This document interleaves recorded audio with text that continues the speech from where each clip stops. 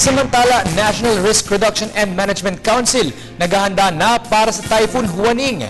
Ang detalye ng balitang ito ay hatid sa atin ng aming kasamang si Waywaya Makalma. Magandang hapon sa iyo, Waywaya. Yes, magandang hapon sa iyo, Sandro. Pinayuhan nga ng National Disaster Risk Reduction and Management Council ang lahat ng mga mangingisda na iwasan munang maglayag sa mga susunod na araw sa northeastern part ng Luzon. Ito ay dahil sa bagyong Huaning na may international name na sulik na papasok sa ating Philippine Area of Responsibility. Ayon kay Undersecretary Eduardo Del Rosario, kung maaaring iwasan ang rutang dadaanan ng bagyo ay gawin ito. Pero mas maganda kung maaaring huwag muna maglayag ang mga mangingisda sa mga susunod na araw kahit bukas papapasok sa Philippine Area of Responsibility ang bagyong Huaning. Nais kasi ng ahensya na maging handa ang lahat upang makamit ang zero casualty. Katunayan, nagbigay na ng babala ang NDRRMC sa mga OCD regional offices nila sa Region 1, Region 2, Region 3, 4A, 4B, CAR at NCR.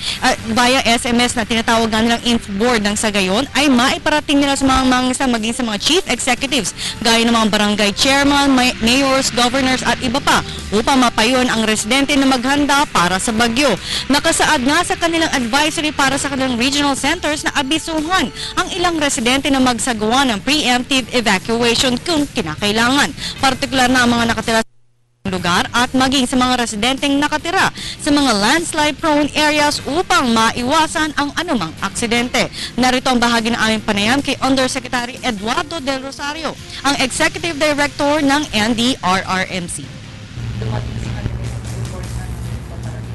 Okay, sa northern portion, pwede natin pagsabihan yung ating mga mangingisda na iwasan muna na maglayag at hindi po natin alam ang talagang actual fact by tomorrow, baka po biglang bumaba yung linya ng direksyon ni Typhoon Huaning.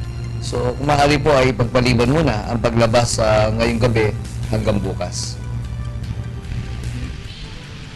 Samantala, Sandro, dalawang IED naman ang pinasabog ng grupong Bangsamoro Islamic Freedom Fighters o BIFF kahapon nga ng umaga sa Magasnong Bridge, Datu Piang, Maguindanao. At ayon nga kay Colonel Dixon Hermoso, spokesman ng 6th Infantry Division ng Philippine Army, tanging ang mga maliliit na sasakyan lang ang maaaring gumamit ng tulay. At samantala, kinondena naman ng mga businessmen, LGU at mga residente ang ginawang pagsabog ng BIFF lalo na ngayon ng Ramadan.